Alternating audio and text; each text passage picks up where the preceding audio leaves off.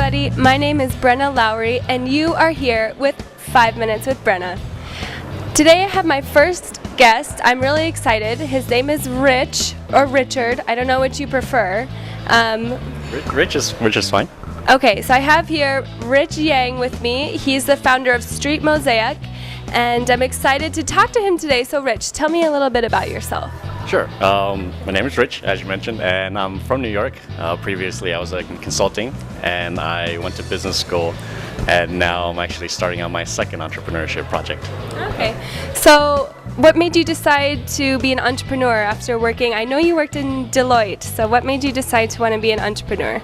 I don't think it was necessarily an active decision, as opposed to I just found something I really love to do, and I wanted to build a business around it. And I started looking into opportunities, and next thing I knew, it was starting to blossom into something much bigger. I talked to my friends about it, and I actually had a friend that was a full-time developer looking to start up something of his own too. So we kind of got together and we started building Street Mosaic. So the thing you were saying, the thing that you love, that's travel, right? Okay, so why don't you tell everybody a little bit more about Street Mosaic? Sure. Well, one of the things I learned from consulting is actually traveling quite a bit. As many of you guys know, that consultants are pretty much on the road 99% of the time. So in the world of consulting, that was actually the part I really enjoyed. However, we are finding that in every location I was going to, I wanted to get a better understanding of local knowledge, not just where to go to the museum, but like what time to go to the museum and what part of the museum to go to. And those are things that the Lonely Planets, the Rough Guides, or Zagat, they don't tell you. And that's when we started to look into what is the issue with those products, and we started to develop a product that's a little bit better, a little bit more catered, and gives the ability for local people to write a guidebook and share that with the community and share that with other travelers as well. So now our platform is really designed to give the opportunity to your travel bloggers to blow themselves up and to spread their news and their love for every city they go to and share that with a community of other travelers. Perfect. So there's a few other travel companies here in Startup Chile. Have you guys paired up or anything? Yes, we actually we're actually putting together like a travel organized meetup, and we're trying to reach out to the local community because we're here in Chile, we're here in Santiago, and it's becoming spring, so this is like the best time to really get our word out there, and because people are going to be outdoors, and our first step is really reach out to the community here.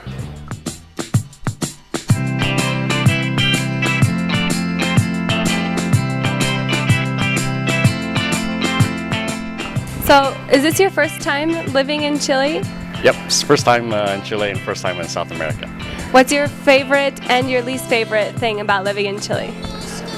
Honestly, everything's been great. I'm a big biker, so I wish there were more bike routes. I love the food. I mean, the completos are actually one of the few things I actually enjoy. Maybe a little bit less mayonnaise, but the avocados are really good.